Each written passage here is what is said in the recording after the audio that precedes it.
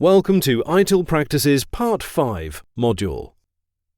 By the end of this module, you'll be able to explain the following ITIL practices in detail: incident management, problem management, service desk, and the definition of incident, problem, and known error. The purpose of incident management is to minimize the negative impact of incidents by restoring normal service of operation as quickly as possible. Incident management is sometimes referred to as the break-fix process. In other words, something is broken and needs to be fixed.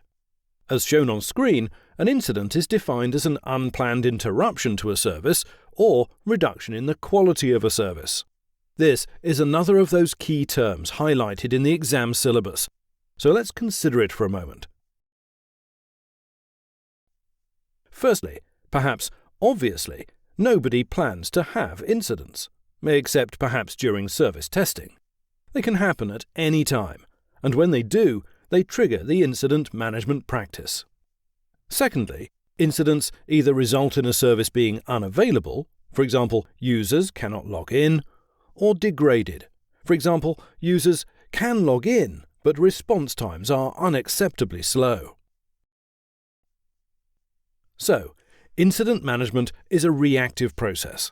It responds when an incident has happened with the objective of restoring normal service operation as quickly as possible in a prioritized way, putting those incidents with the highest business impact first.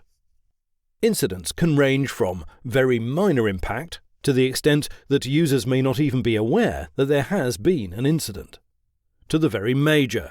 For example, a critical service has failed and business production has stopped. What represents normal service operation is typically defined within a service level agreement, or SLA, along with target resolution times for the different types of incident. The target resolution times should drive the service provider's response and are also helpful in setting realistic expectations for customers and users. However, it should be remembered that whatever the target, the objective is to resolve incidents as soon as possible, and that prioritization is only necessary where there is a conflict of resources. Incidents and the service provider's performance in responding to them can potentially have an enormous impact on customer and user satisfaction levels. Every incident should be logged and managed, effectively and appropriately according to its impact, to ensure that it is resolved in a time that meets the expectations of the customer and user.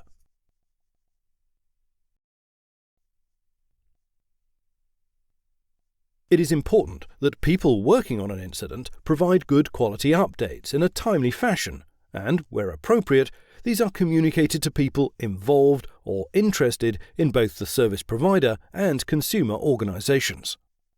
For low-impact incidents, for example, users may not require or even desire frequent updates. They may just want to know when it is fixed. But as the significance of the incident increases, the need for regular updates also increases. Incidents are never good news to a customer or user, but poor communication and management by the service provider will only exacerbate the situation.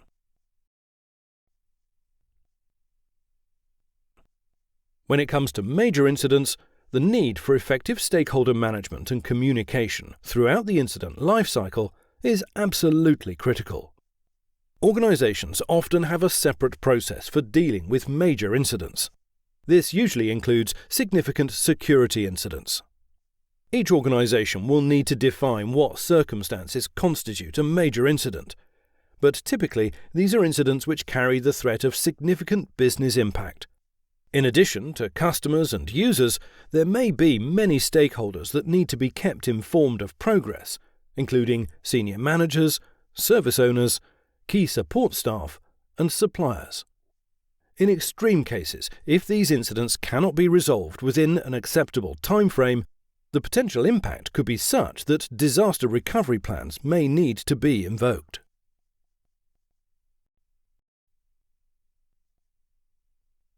All incidents should be logged and stored as incident records in a suitable tool.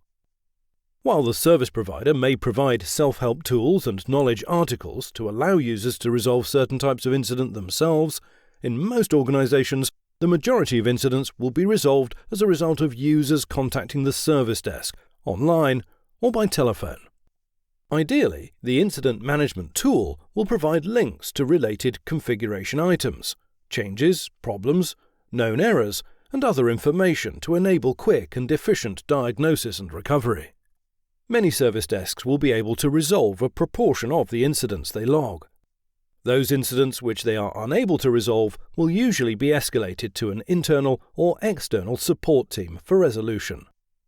Typically, the routing of these incidents is based on the incident category. For example, an accurate categorization of the incident as a PC monitor issue should ensure that incident is escalated to the correct team. In addition to ensuring that the incident is resolved speedily, good incident categorization data is a valuable source of management information to help understand the health of the systems and identify and address any incident patterns and trends. All of the groups involved in the diagnosis and resolution of incidents should have access to the relevant information and should understand the incident management process. The process will not usually include detailed procedures for how to investigate, diagnose, or resolve specific incidents. It would be impossible to predict all the different types of incident that might occur, but the process documentation can include helpful techniques and guidance. The team that works on any particular incident may include representatives of many stakeholders, including the service provider, suppliers, users, etc. Good collaboration tools which allow the people working on an incident to work together effectively will be of great benefit.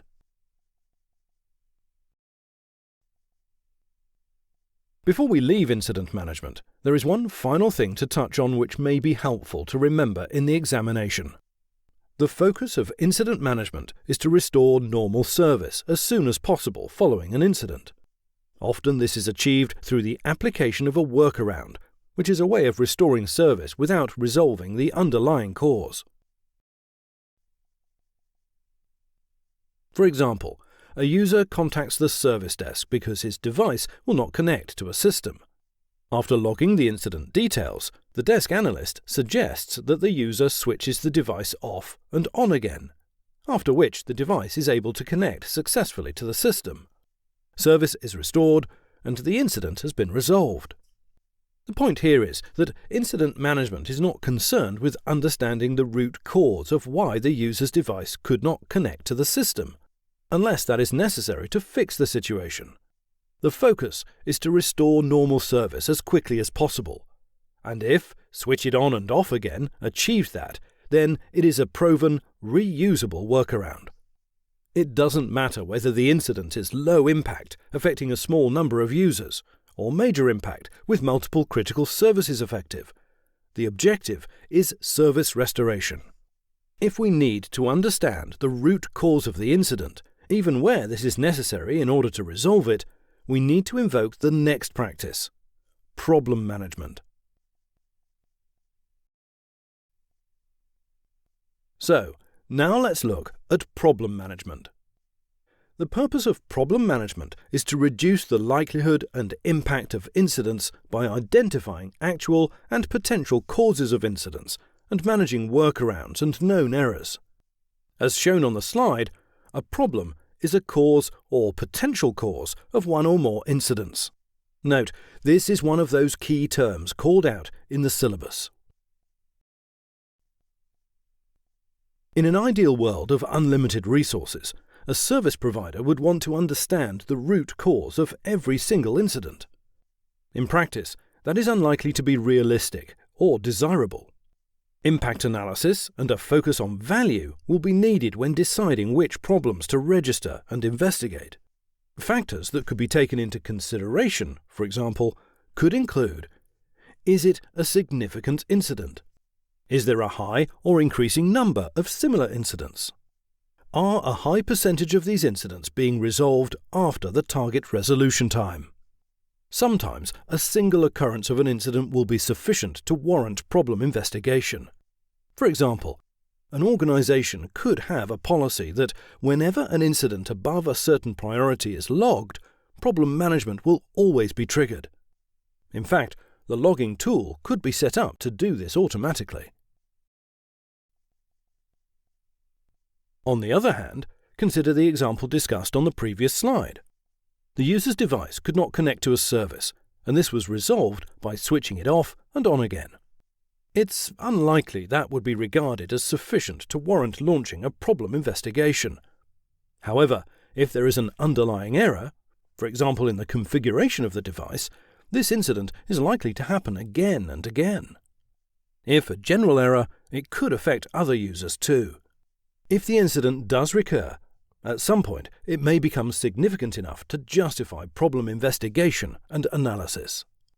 It's an important distinction to remember to avoid confusing these two closely related processes. Problems are the causes of incidents, and problem management investigates and analyzes these causes in order to mitigate or remove them, thereby reducing the number and impact of incidents. Problem management involves three distinct phases: problem identification, problem control, and error control. In problem identification, the objective is to identify and log problems. There are two main approaches to this activity: reactive and proactive.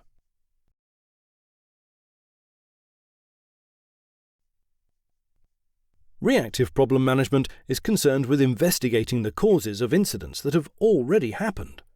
This includes, for example, problem management being triggered by the occurrence of a single significant incident.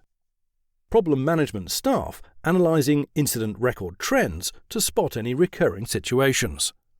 Users, service desk, and technical support staff bringing recurring incidents to the attention of problem management.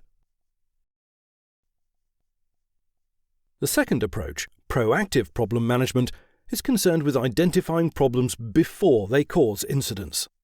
These situations come to light, for example, through external vendors or internal developers reporting vulnerabilities in their products, communities sharing their experiences, monitoring of the infrastructure, discovering deviations in systems performance that do not yet qualify as incidents.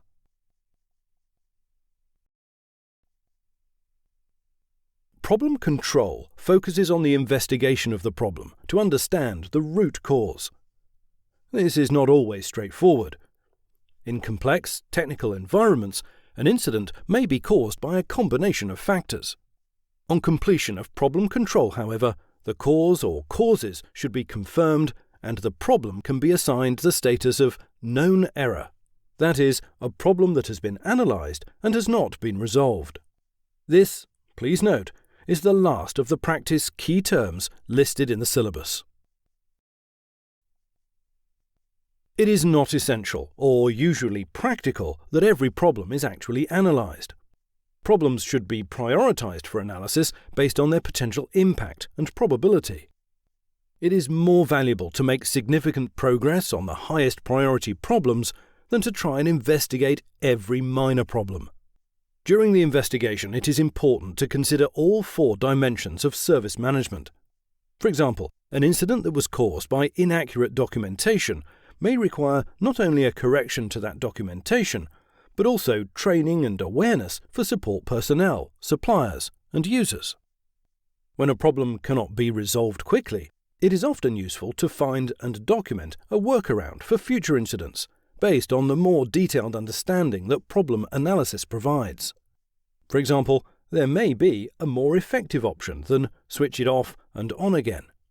Workarounds should be documented in the problem record as early in the process as possible, but they should also be updated, where appropriate, as more information comes to light. A workaround may provide guidance on how to avoid incidents, as well as how to recover when they occur. It's important that these workarounds are available to the relevant stakeholders. For example, to incident responders, such as the service desk, and, where appropriate, to users for self-help assistance. Sometimes, problem analysis may find that no further action is necessary. For example, if a vendor informs the organization of a vulnerability in its software, Problem Control's task would be to identify how this software is used by the organization in order to assess the risks associated with the vulnerability. The investigation may discover that it does not, in fact, affect the organization's services. In these cases, the problem record may be closed. In other cases, a way to fix the problem must be found. The problem remains open, and error control starts. Error control manages all known errors. For those which can be fixed, it identifies the potential permanent solutions to the problem. This usually will mean that a change request must be raised, but only if this can be justified in terms of cost, risks, and benefits. Where a fix is not viable or cost-effective, an acceptable workaround may become the permanent way of dealing with the problem. The problem remains in the known error status and will be regularly reassessed by error control in case circumstances change. For example, the known error becomes more impacting, or a more cost-effective solution becomes available. The effectiveness of a workaround should be considered each time it is used to see if it can be improved.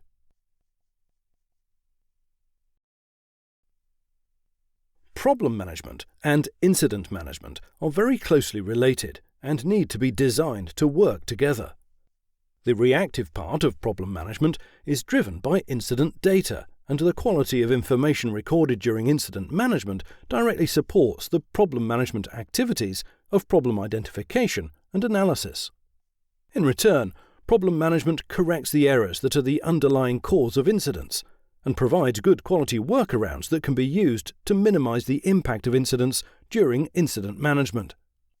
There is, however, also potential for the two practices to conflict.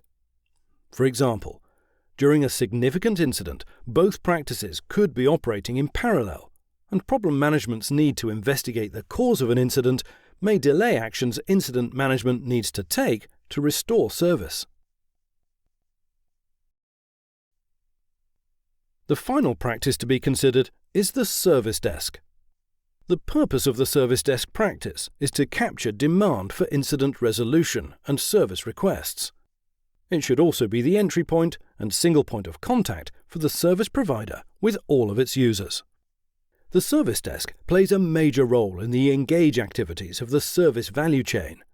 It is a key communication channel for both incoming and outgoing messages between the service provider and its users. Whenever a user thinks, "I need to get in touch with IT," whether to report an incident or service request, to request an update, or ask a question, they should be thinking, "I need to contact the service desk." The service desk represents the professional face of IT to the users, and as such plays a vital role in managing user expectations and experience, and consequently in shaping user perceptions of the service provider, and ultimately customer satisfaction. Service desks come in all shapes and sizes. The desk may be a physical team who sit and work together in a single location, or it could be a collection of individuals working in multiple locations, but all connected virtually. The important thing is that whatever physical structure is deployed below the surface, at the level of the user interface, the desk remains a single point of contact for the user. The physical location of the desk analyst should have no impact on the customer experience, although it can have a significant impact on cost. The desk may be staffed by agents with a high level of technical skills and qualifications who are capable of resolving a very high proportion of the incidents logged, and will, if necessary, spend longer on a call in order to do so. This potentially reduces the volume of calls each agent can successfully process. Usually this means that more desk staff are required, with a resulting increase in the cost of service. Alternatively, a service desk may be operating as a call center, handling a high volume of calls but resolving few, if any, incidents. Calls are logged, prioritized and categorized, and then escalated to a next-level support team to resolve. Most desks are somewhere between the two extremes. They are targeted to resolve a certain percentage of incidents logged while still managing to handle high call volumes. But whether the desk resolves a high proportion of calls or escalates a high proportion, the user should feel confident that going to the service desk is the best way of getting a response. Service, performance quality, and costs can also be improved by the thoughtful and well-planned use of automated technology, such as artificial intelligence and chatbots. Whatever model is used, the function and value of the desk remains the same. It's essential that the rest of the organization understand the role and value of the desk. No matter how good the service desk staff and technology are, there will always be a need for input and support from other teams in the development and support areas. If the desk is to be successful, it must be able to rely on the cooperation and collaboration of those teams.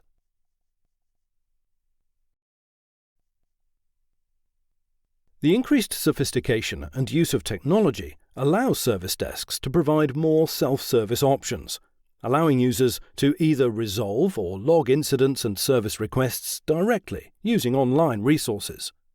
This reduces the volume of calls coming to the desk, allowing the desk staff more opportunity to focus on excellent customer experience and business support rather than simply technical issues. Many service desks already offer a variety of access channels, including service portals and mobile applications, email, chat through live chat and chat bots, walk-in desks, etc. However, although there are increasing numbers of alternative and more efficient ways to help users, traditional phone support is unlikely to disappear completely.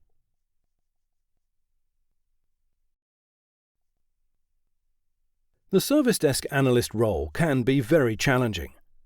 Users can be chatty, cheerful, anxious, impatient, upset or angry, sometimes all in one call. They may have no technical experience or have more technical qualifications than the analyst. For an internal desk, the seniority of the user may be a factor.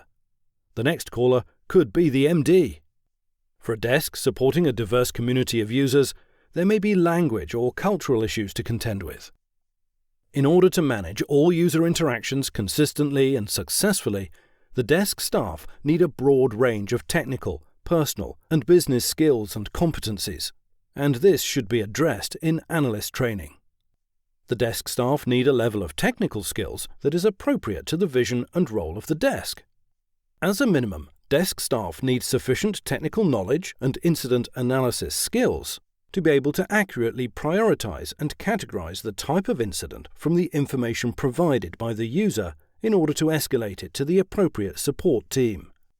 Service desk staff also benefit from knowledge of the customers and users they support. They add value not simply through logging incidents and requests, but also by understanding and taking account of the business context while doing so. In order to do this, desk analysts need a practical understanding of the wider organization, the business processes, and the users. Finally, service desk staff need excellent customer service and communication skills. Anyone contacting a service desk needs to feel that they have spoken to someone who listened and understood. So excellent communication skills and the ability to demonstrate empathy are essential desk qualities.